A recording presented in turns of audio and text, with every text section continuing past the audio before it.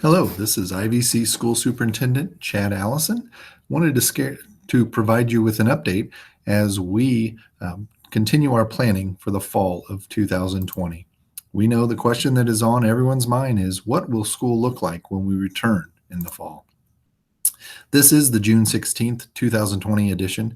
As things continue to change and evolve, we will continue to provide you with the most up-to-date information. This is what we are preparing and have done as of today, June 16th. From the very beginning, the State Board of Education has recommended that we prepare for 3 scenarios. First scenario is remote learning as we finished the last school year. Scenario 2 is full return to in-person instruction as we have always done. And then scenario 3 is really what they're calling blended learning as we combine those first two. So some remote learning from home with some in-person instruction. So those are the 3 scenarios we as a district are working on. Just as a reminder, these are part of this entire concept is part of the Restore Illinois plan. And as each phase of the plan allows us to do different things in the state, it very much controls what we do in the school. So those plans are not something that we developed as a school board or as the superintendent of the IVC school district. These are the requirements that are being given to us from the State Board of Education via the governor and the Restore Illinois plan. If you've not looked, the Department of Public Health provides their updated matrix as far as all the different requirements for the phases and moving to the next phase. This is the information from today for the North Central region, which we are a part of. And you can see that all of the matrix as they appear today point to us moving to phase 4. So that is certainly a positive and in the direction that we want to go as we all want to get to phase 5. In those 3 different scenarios, the first scenario is remote learning with all students learning from home. Within the Restore Illinois plan, as long as we continue to be in phase 1, phase 2, or as we are now in phase 3, we would continue with remote learning from home for all of our students. In that phase, like I said, phase 1 or phase 2 or phase 3, we would continue with remote learning. We finished the year doing choice boards, but we know that's no longer sufficient, that we are going to have to introduce new content. We're going to try to help get our students where they need to be to start the school year and then continue on for the 2020-2021 school year. Teachers will continue to use Google Classroom, Google Meets, record lessons, and use any technology they can to make those connections with students at home. Online learning sources have been purchased by the district that will give us that curriculum platform that we would need to provide new content and help our teachers as we provide that instruction. The second scenario is certainly the one that we all want, the one that our teachers have been really trained to do, and that is in-person instruction. We know that is our strength. That is what we do the best. We want all of our kids back. Unfortunately, we're going to have to get to phase 5 as it currently stands with the Restore Illinois plan before we could bring all of our students back on campus in our buildings to learn. In this scenario, unfortunately, it's not likely to occur in August, mainly because one of the components of phase 5 is that we would need to have a vaccine or highly effective treatment widely available, or the elimination of any new cases over a sustained period would have to occur across our region for us to enter phase 5. We do not anticipate that happening right now, so we are looking at either a scenario where we would continue to be in phase 3 or phase 4.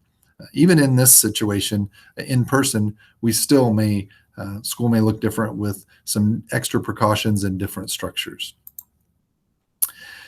The third scenario that we are focusing most of our time in is that blended remote learning situation, which involves some instruction occurring in person and some instruction occurring remotely. We would enter blended remote learning if we get to phase 4. So if we enter phase 4 of the Restore Illinois plan, blended learning would be what not only we would be required, but all schools across the state of Illinois would be required to do, public schools and across the state. So what does that mean? It's definitely possible as we get to that phase four. And the challenge we are facing, obviously, is this is not a scenario we've ever been in.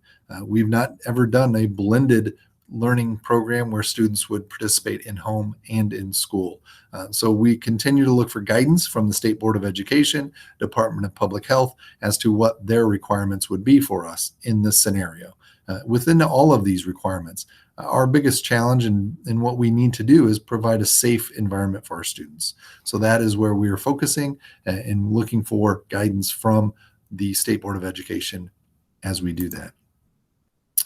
One of the challenges in blended learning, the two parts of that are one, that gatherings of 50 or people, students in our case, are allowed, less 50 or fewer. That would sound like a positive. Unfortunately, social distancing is also enforced in the blended learning requirement. So that would also require us to maintain 6 feet separation for all of our students in a classroom. So if you look at a traditional classroom, if we would have, in this scenario, 25 students, in a situation where we were required to maintain 6 feet distances between all of our student desks, that limits us immediately to approximately 10 to 12 students in our classrooms. So as we follow social distancing requirements from the State Board of Education, that means that we have to change what we're doing. We can't have 12 students in a class if we have 24 students on that roster. The other challenge is that as we control those number of students, we also need to control the number of students that they come in contact with. This is what we're kind of seeing as the bubble concept. So this classroom may have 10 to 12 students in it, but we also need to try to keep these students safe and from intermingling with those students. So that is another requirement that the State Board is looking at, and being able to provide the best, safest solution for all of our students limits the exposure that both our students and our teachers would have in this situation.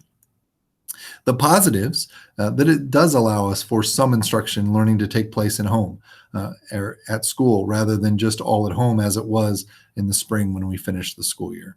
It would also allow us to transition back to that in-person instruction. We know that many of our students, that's going to be a challenge. We've not been in school since March 16th. And so that transition back, this is kind of that first phase for all of our students. The other big requirement and question that we are all looking at is, what are the PPE, those personal protective equipment requirements? The document that the State Board has published for phase 3, which is addressing summer, addresses face coverings in this way. Schools and districts must follow the guidance of the CDC and IDPH on the usage of face coverings for staff and students, as well as visitors. So in phase 3, a very specific requirement that we must follow those guidance. We're hoping as we get to phase 4, if that's where we are in August, that changes to a recommendation and not a requirement. We know face coverings are concerned for many of our students and parents. We know that's going to be a challenge for many of our students. And so we would certainly prefer that to be a recommendation rather than a requirement. So we'll see as those recommendations, those requirements are presented by the State Board, hopefully by the end of June. Symptom screening is also one that is very interesting to all of us.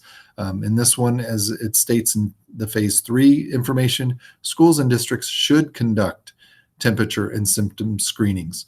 We're, again, hoping that that is not a requirement and allows us to not go through that for all of our students and staff. That's a huge challenge for all schools across the state of Illinois.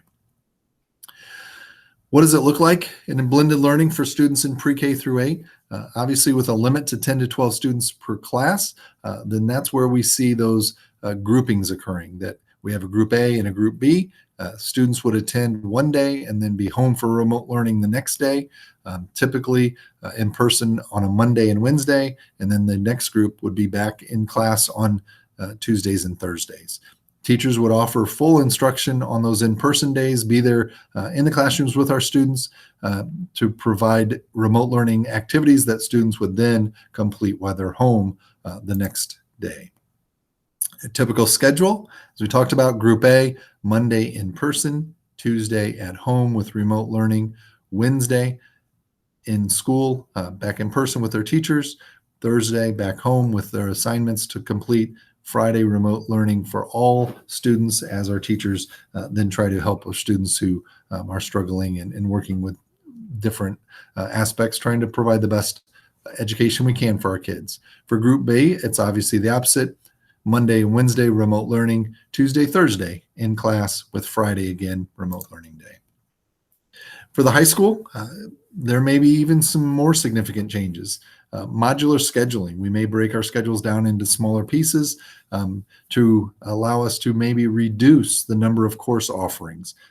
In a traditional block 8, which we use at the high school, our students, it would be very difficult for them to maintain those 8 courses using an A-B schedule when they already use an A-B. So then following that even more with only half of those students attending on an A-day becomes a real significant challenge for us. So we may need to reduce courses, and then of course doing so would require us to reduce the number of credits that our students would require to earn, just because of the pure numbers. It's difficult for us to meet all of our students in that A-B schedule.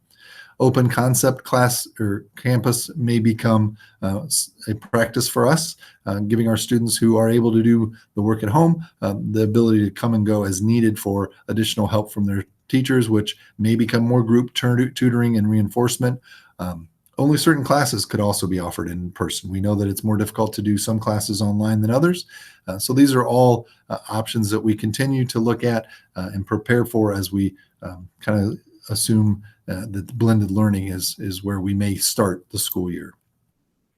Again, we talked about those online learning resources that we've purchased for our students and teachers. K-5, the program we're going to use is Freckle.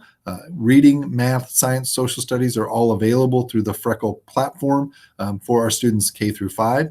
It becomes a much more personalized learning platform where our students can work at their level and at their pace.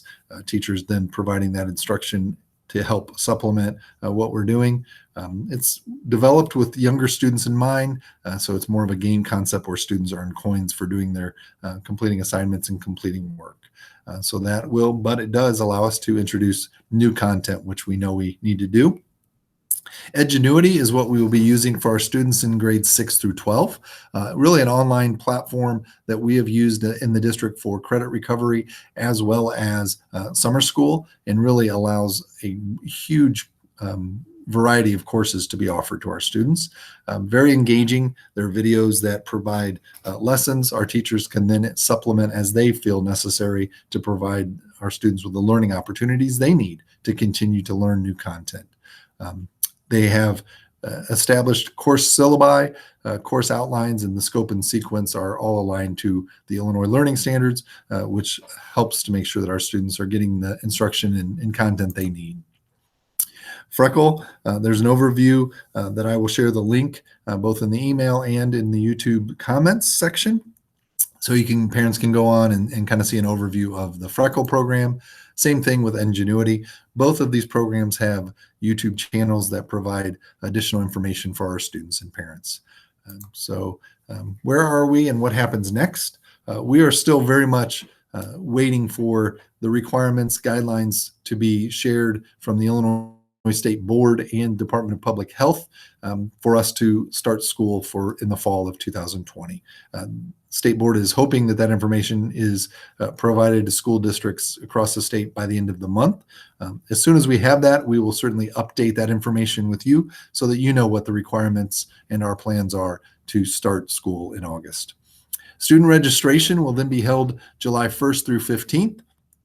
And one of the real significant questions we need from all of our parents is, are you comfortable having your students return? We asked that information in the parent survey that was shared a couple weeks ago. And from that survey, we know that many of our parents have concerns about in-person blended learning. And so we need to do the best we can and have that information so that we can prepare for our students, whether it's in-person or blended learning. And then we also want to make sure that we give our parents as much information and time as we can because we know childcare will become a challenge for many of our families as we start school if it's a A-B kind of schedule. Again, not something any of us want, but those are at least the possibilities that we are preparing for from the state board.